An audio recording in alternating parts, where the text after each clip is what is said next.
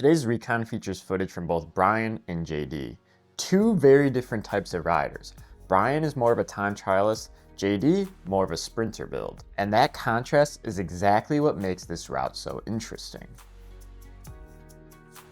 This is a course where a gravel setup is mandatory. The three fastest bike, order slowest to fastest, is the Pinarello Dogma GR, to the Cannondale Super X, and finally the new Cervelo Aspero 5. For wheels, the two fastest are the Roval Terra Aero CLX and the Zip 303s. The route begins with a 4.1 kilometer lead-in that's almost entirely downhill, followed by another 1.2 kilometers of descending. That's roughly 5 to 8 minutes of racing where your goal is very simple: conserve energy. Brian goes on an early move here, forcing riders to respond. JD takes the opposite approach, stays in the draft, keeps effort controlled. As expected, the move that Brian followed, it comes back. JD is even safely coasting in the bunch, their heart rate a solid 30 beats lower than Brian. Before the descent fully settles, there's a short 2 to 3% drag that can sting your legs if you're out of position. This occurs just as we enter the jungle loop with the 1 kilometer of undulating terrain.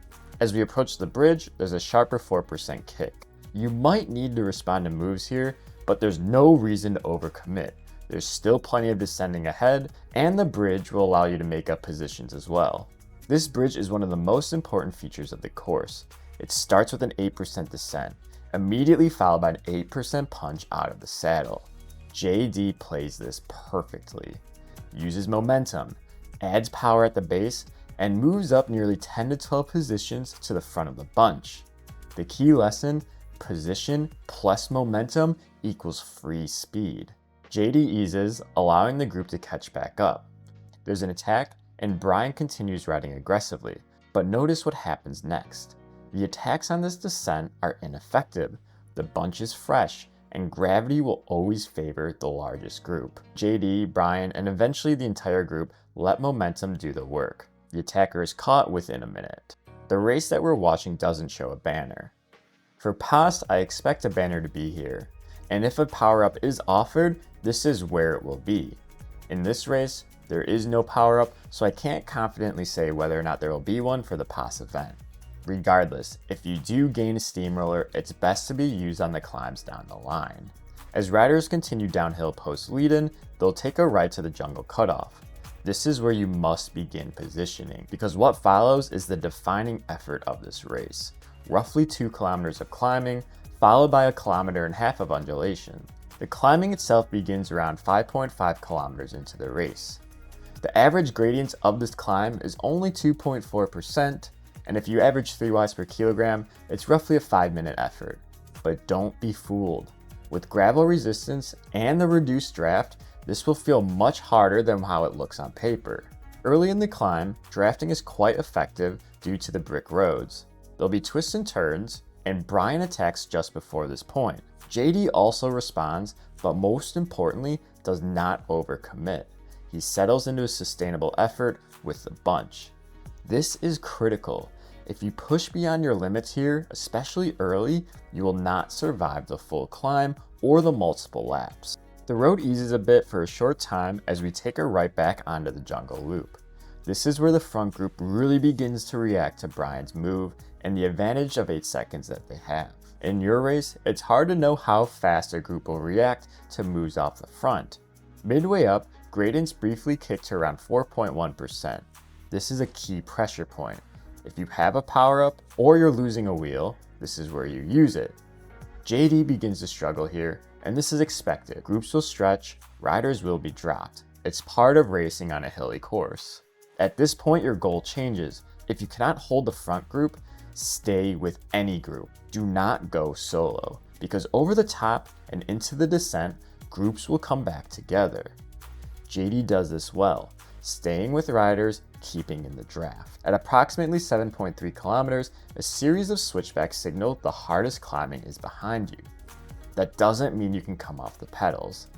In fact, it's your last opportunity to reconnect with riders ahead before the descent. It's not until the bridge where the 3 strongest riders come to the realization that they'll be sharing the roads together for the descent, leading to a lower pace. JD, meanwhile, is implementing the important strategy of staying with strong riders and not going solo. As we ride over the bridge, one rider in Brian's group fails to hit the punch hard enough, leading to them being dropped for the group. Remember, it's much smarter to ride this bridge like JD, who again strikes from behind on the bridge, catching even more riders. This is a strong third group who can make ground on the one ahead. From the bridge to the bottom of the bypass, the descent is just over 2 kilometers. Brian is in a front group of 2. Behind him, a group of 5, 11 seconds back. By the time we reach the bottom of this descent, the gap shrinks to 3 seconds. This tells us everything we need to know. Larger groups will always have the advantage here. Now we move to the final lap. Brian is in a front group of 6.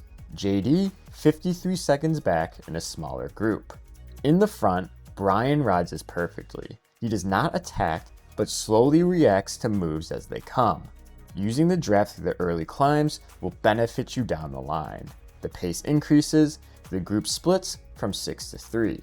Another smart aspect of Brian's riding is he limits losses and stays within reach and reconnects over the top. Those riders who then bonked trying to stick with Brian's group end up being caught by JD. Ideally, Brian would be sitting in the wheel of the 2 riders ahead and having some sort of draft benefit, but when you're on the edge of blowing up and you see riders continuing to stay within reach and failing to put in time to you, that's a sign that your pacing is working. Brian maintains that effort and reconnects with the riders, being in the draft for the most important part of the race. From the top of this climb to the finish line, 2.6 kilometers remain. This is a distance that is likely too difficult for a rider to go solo off the front unless they're a strong time trialist. Case in point, the pace on Brian's screen drops. That doesn't mean things will settle forever.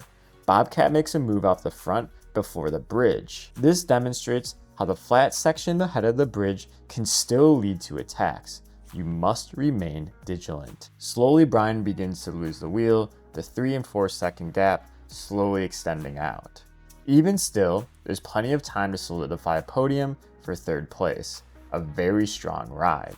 JD, on the other hand, is in a very interesting position. With 1.5 kilometers to go, we hit the bridge. Having moved from roughly position 13 to 9, our sprinter JD hits the bridge hard, catching 2 additional riders in the process. The slingshot effect is strong and opens up a few second gap. If you're feeling good, you can try and hold this gap through the finish, especially if you have a nice 1 to 3 minute power. JD knows his strengths though. He smartly lets the rider push ahead and stick their nose in the wind. Sitting in the draft, JD recovers.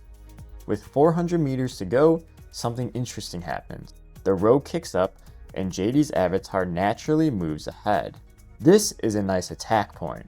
Still, JD times it well, comes from behind, uses his sprint, and takes the position just after the bridge. 2 strong efforts by 2 different types of riders. In summary, this route is not about one big effort, but multiple controlled ones throughout the race. A special thank you to Brian and JD for allowing us to use their footage. Make sure to check out their channel, and if you like this video, please consider subscribing to my channel as well. I will see you in the next Route Recon.